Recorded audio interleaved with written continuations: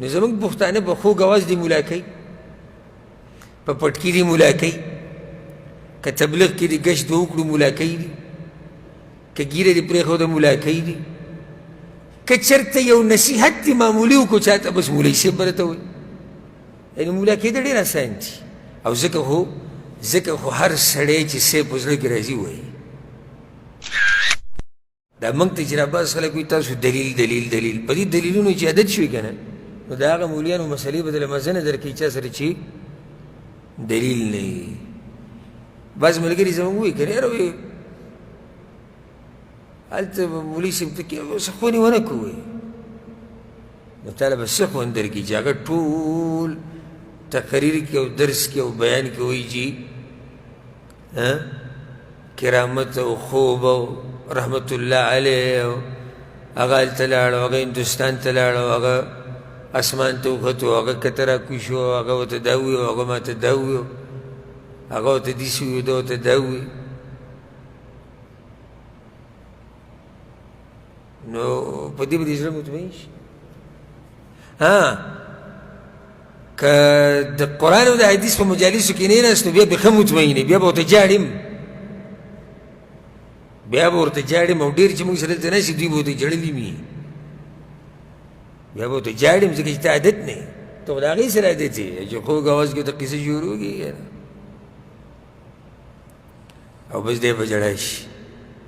زه هر شی مو وي څومره لوی دا به داسې راکاږي علم دی ورسره.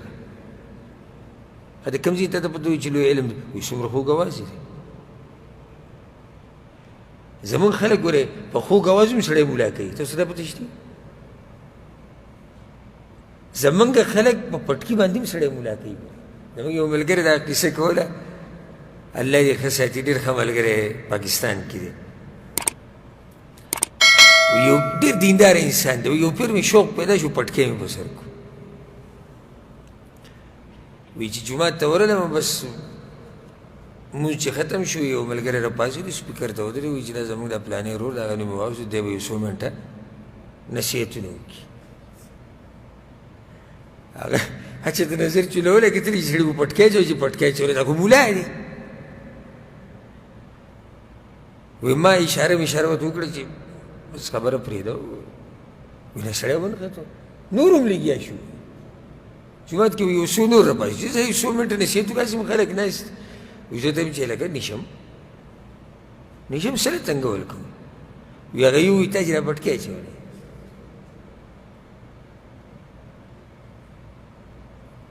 وایي ما چې اوس ده سره څه کوي، د کوم چې ما ته وایي چې تا چې پټکی اچولی، وایي ما دا پټکی درکړو، د هغه په سر مې کېږدو، ما چې ته بیان وکړه،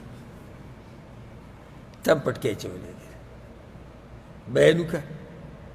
وایي ما ته یې داسې کچو بد وایي ما چې بد مه ګوره، د پټکي سره څوک مولا کېږي نه.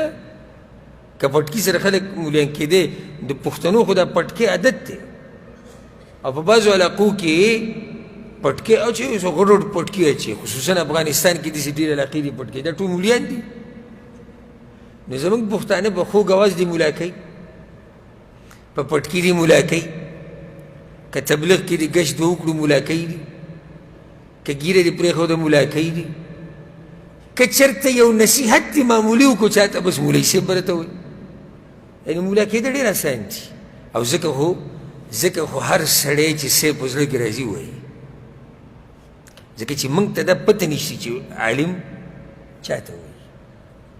په دې منبر باندې څوک کېناستی سي او څوک نږدې کېناستی، دا فرق موږ نشو کولی. بس زموږ هغه مولا په کار دی